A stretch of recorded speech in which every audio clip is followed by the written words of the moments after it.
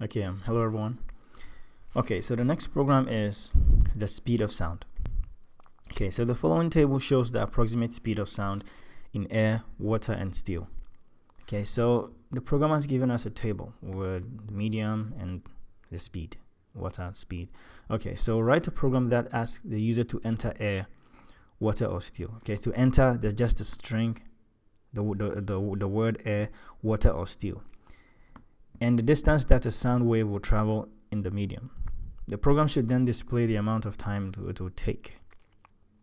Okay, so you can calculate the amount of time it takes sound to travel in air with the following formula. So it's given us the formula for the amount of time it would take sound to travel in air in this case, and that's based on the distance that the user is going to type, because the program said ask the user to enter air, water, or steel, and the distance that the sound wave will travel in the medium. So, okay, so the user is going to type in the distance too. It's given us the formula for water and steel here too. So all we have to do is use the formulas. So let me just start the program, and as we write the program, we'll have a better understanding. So I'm going to go ahead and create the class,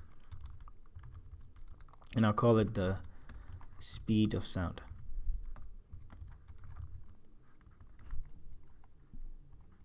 And I'll create the main method,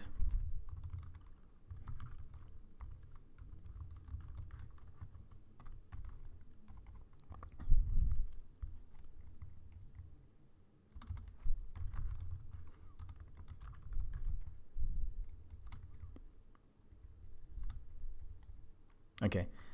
All right, so since we're going to be accepting input, since we're going to be asking the user to type in something, we need to use one of Java's options for accepting input. So I'm going to use the J option pane, because in the previous programs, the last two programs, I used the scanner class. So I'm going to be using the J option pane class for this one. And to do that, okay, I'm just choosing to use J option pane. I can use the scanner. I'm just choosing to use the J option pane. And to do that, I need to import it and give this program access to it. So I'm going to import JavaX. Oh, sorry, JavaX. Yeah, JavaX. javax.swing.joptionPane. Okay, so now, unlike the scanner class, you don't have to create an object with the joptionPane. You just use it. Okay, so the question says write a program that asks the user to enter air, water, or steel. So let's first ask the user to type in that. Type in air, water, or steel. Okay, so it's typing because we're asking the user to type in the medium that you want to know. What did the question even say? The question said, where is it? Write a program that asks the user to enter air medium. Okay, air, water, and steel, and the distance that the sound wave will travel in the medium.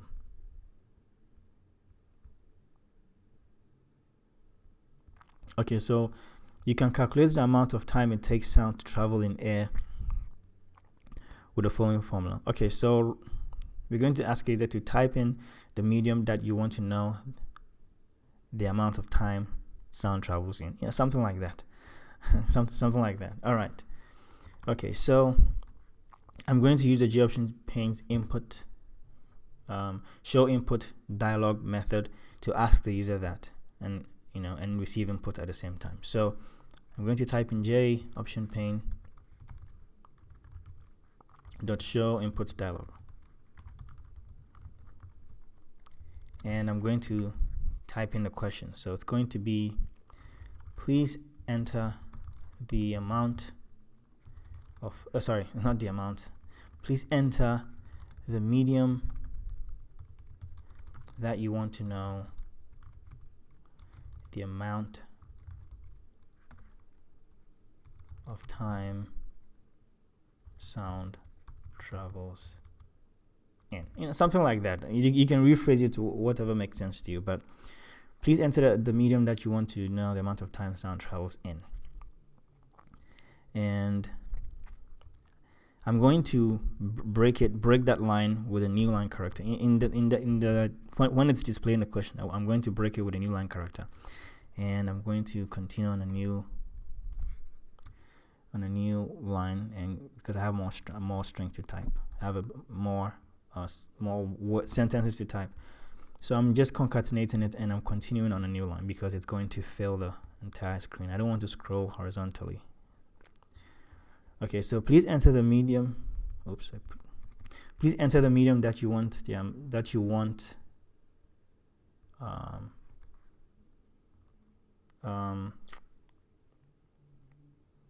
I'm just trying to make sense out of this. Please enter the medium that you want to know the amount of time. I don't know, something like that. But you get what I'm trying to type. Please enter the medium that you want to know. Doesn't matter. It still makes sense.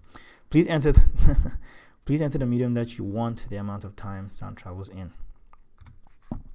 Okay, so sorry about all that. All right, so I'm just going to continue on a new line and say, continue with another string, concatenating another string to it, and saying,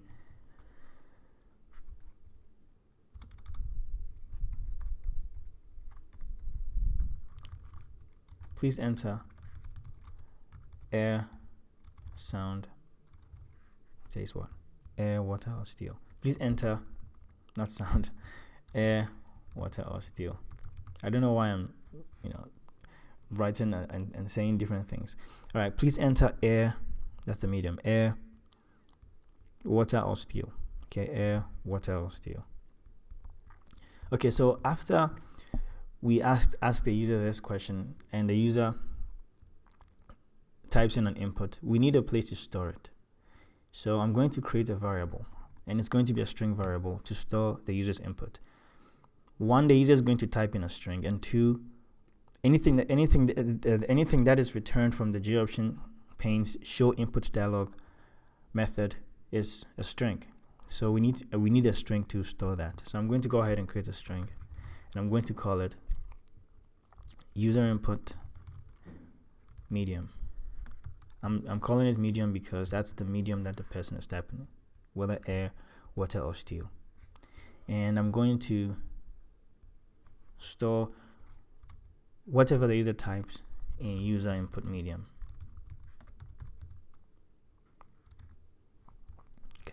Okay, so after, see the text went all the way to the right. Okay, so I'm going to break it even earlier here. I'm going to delete this concatenation symbol. I'm going to break it somewhere here. Okay, once I break it, I need to concatenate it with a new string here. I'm going to start the double quote, and I'm just going to cut the string, delete all of that. I hope you don't get confused. I'm just fixing the string on a new line. Okay, so it's going to look like this, and I need now to terminate it here. Okay, so all I did was just to break this line. Oops, I need to terminate it here. Okay, so all I did was just to break this line with a concatenation symbol, and I just typed a new sentence or new line on a new. I concatenated it with a new line, a new sentence. That's all I did.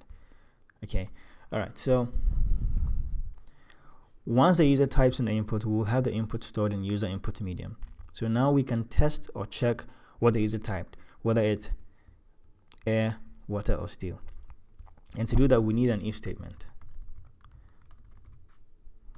Sorry, I had my caps lock on. We need an if statement to check and say if user input medium, and I'm going to use a method, and that method is going to be if user input medium dot equals ignore case, and I'm going to pass in an argument, and that argument is going to be equal to air. Okay, so what this is saying is if the user input medium, if the content of that, if whatever the user typed is equal to air, ignore case means I don't care what the user type. So I don't care the case that the user typed in. I don't care if the user typed in capital letters or small letters or a mix of capital and small letters. If what the user typed is equal to air, if there's an A, there's an I, and there's an R. If it's exactly this, exactly AIR, I don't really care about capital letters or small letters. That's what ignore case is. So if it's equal to air, ignore the case of it. As long as it's equal to AIR, then do whatever I'm going to type here. Okay, so we just want to test to see if it's AIR. So if that's the case, then we need to now calculate the time it takes sound to travel in air with the following formula. This formula. Okay, so to calculate time, it's a distance divided by 1100, right? But we don't know the distance. We have to now ask the user to enter the distance, because now we've realized that the we've realized that the user has typed in the medium. Okay. As a matter of fact, we can actually go ahead and ask even before we do it. We can actually do it in the if statement, or we can do it even before. Let's see. Or we can do it even before the if statement. Okay, so I'm going to go ahead and do that. I'm going to just ask for the distance even before I start checking to see what the user typed, when the medium that the user typed. Okay, so I'm going to go ahead and do the same thing for medium. After we've asked the user to type in the medium, we can go ahead and say, we can ask the user to enter the distance. So we're going to say JOptionPane .show input dialog, and I'm going to ask for the distance, right? Because the question says, and the distance that the sound wave will travel in the medium. Okay, ask for the medium, whether it's air, water, or steel, and the distance that the sound wave will travel in that medium. So we're going to ask for the distance and say, please enter the distance that the sound wave would travel in the medium. But we already have the medium in the variable. The user has already typed in the medium, so we can, because we have it, the contents or the value stored in the variable, we can use it in the string to make the string look more nice, or to sound or look more reasonable. So we can say, please enter the distance that the sound wave will travel in user input medium.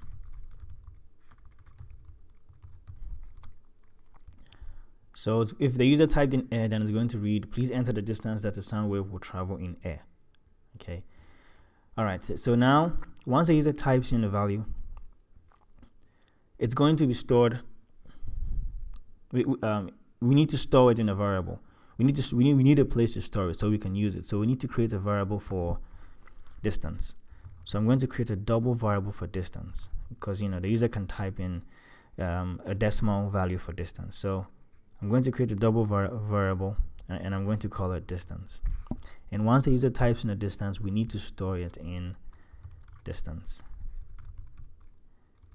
Okay. So whatever the user types for distance is going to be stored in distance. So now we have the medium that the user has typed, and we have the distance that the user has typed. We could have also typed it in the if statements, but we would have ended up typing it multiple times in all the if statements that we write. So it's a good idea to actually ask for it once up here, so you don't have to ask for it in the if statement multiple times. Okay, so now we have the medium, we have the distance. We can go ahead and calculate the time. In the first case, the user, if the user's input is air, then we can go ahead and use this formula for air to calculate the amount of time it takes sound to travel in air. So the formula is this: time is equal to distance divided by 1100. Okay, we already have the distance, so we can go ahead and say distance divided by 1100. Okay, I'm going to terminate it. But the thing is, once we carry out this calculation, distance is divided by 1100. We need a place to store that too.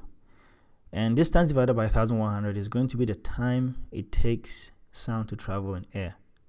So now we're going to go ahead and I need a place to store it. I need a variable to store it. So I'm going to go ahead and create a variable, a double variable, because this calculation could result in a double. Because the user is typing in a double, we are dividing by an integer. It could end up in a double. So it's not like it could end up. It's going to end up in a double if one of them is a double. So I need a double variable to hold that result. So double time is going to be the variable that's going to hold the result of this. And then I'm going to store the result of this in time. So if the user entered air, then the time is going to be the distance that the user typed in up here divided by 1100 using this formula that was given down here. Okay. All right, so now what if the user didn't type in air and typed in water or steel? Okay, so if the user's input is not equal to air, right, we need to check for water or steel. So if it's not air, then let's check for water. So else if, and I'm going to just copy the everything here. Else if, I'm just going to copy everything from here because I already have the if. Else if the user's input of the if user input medium dot equals ignore case is equal to, the next thing is water. I'm just going to copy all of this all the way here and paste it. So else if user input medium dot equals ignore case is equal to water, then the time is equal to the distance that the user typed up here divided by 4,900. That's the formula for water. So divided by 4,900. If it's not air, if it's not water, then let's check for steel. So else if, and I'm going to go ahead and paste. Actually, let me just, I already copied from the if, so I'm just going to paste it. No, I copied from, let me just paste it and see what happens.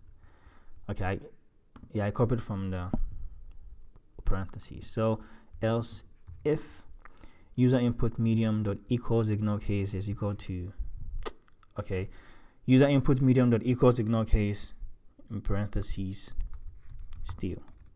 Okay, in other words, if the user typed in steel, ignoring the case that the user typed it in, ignoring the fact that maybe the user typed it in capital letters or small, it doesn't matter. If it's equal to steel, then the time is going to be equal to distance divided by 16,400. That's the formula for steel. 16,400.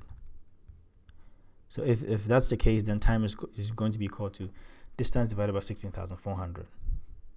So now we will know the time if the user entered air, if the user entered water, or if the user entered steel. Now we can just go ahead and display it. You can just go ahead and display the time. But the thing is, maybe we don't have to do this, but maybe the question just wanted us to go. Actually, at this point we are done with most of the program. But the thing is, to make this program a bit more reasonable, what if the person didn't type air, water, or steel? What if the person started the program and typed in something else? Something different from air, water, and steel, water or steel. So we need a message to tell the person, please type in air, water, or steel. Okay. But maybe the program doesn't require that. At this point, we've actually done most of the program. We've asked the user to do that. So we are expecting the user to type in air, water, and steel. If the user does that, then the program is going to work. But if the user types in something else, the program doesn't really require that, but I'm just going to add it to make the program look more reasonable. So, okay, so the only time it should do any of these, okay, the only time it should do any of these is when the user typed in either air, water, or steel. So around all of these, I'm going to create an if statement. around all of these, I'm going to create an if statement here. But before that, let me just create the if statement on its own. Okay, so I'm going to say if, I'm going to just create the block. I'm going to say if user input medium, okay, dot equals ignore case, okay, just like below, dot equals ignore case is equal to air, okay, and at the same time, okay, 2%, and at the same time, I'm sorry, not n at the same time, or, okay, not n, because otherwise, because it can be air and something else at the same time. It's either one or the other. It's either air or something else. Okay, so I'm sorry. If user input medium dot equals ignore case is equal to air, or I'm using two pipes, or, and I'm going to go ahead and copy this. User input medium dot equals ignore case is equal to water, okay, or user input medium dot equals ignore case is equal to steel. Okay, let's break this. Okay, I hope it works, but if it doesn't, just to be safe, let me just keep it that way. Okay, so it goes all the way to the end. Okay, so if user input medium dot equals ignore case, again, the program doesn't require this. I'm just trying to give the program a fallback just in case someone doesn't type in air, water, or steel, or at least show you how to do it just in case. Okay, so if user input medium dot equals ignore case is equal to air, or user input medium dot equals ignore case is equal to water, okay, or user input medium dot equals ignore case is equal to steel, okay, so don't forget the or like I did here. Okay, you're checking to see if it's one of them. If that's the case, I have my curly brace, opening curly brace here, and I have my closing curly brace here. So if that's the case, then go ahead and check to see which one which one is it specifically. Okay, so if that's the case, then go ahead and check to see which one it is to be specific. Now let me indent this properly. Okay, so if that's the case, go ahead and check which one it is specific to be specific. Okay, I'll break this after we run the program, after the program works, just to see if what happens. But for now, I'm just going to keep it like this. Okay, just know that it has continuation to it here. Okay, so if it's one of these, air, water, or steel, then now check which one it is to be specific, whether it's air, water, or steel. Then now I can say else. Okay, else meaning it's not one of these. It's neither air, water, or steel. Okay, it's neither air, water, or steel. So in that case, then display a message using a GeoOption pane and say that please type in that a valid entry. So I'm going to use the GeoOption pane's show message dialog. GeoOption pane.show message dialog, and the first argument of the message dialog is null, which is just going to center the window on the screen. It's going to put the window in the center of the screen. It has all the values, but for now we're just going to center the window on the screen. And the next thing is going to be the message is going to display. So show message dialog null, and say please enter a valid value. Okay, please enter a valid value. Okay, or enter air, water, or steel. Okay,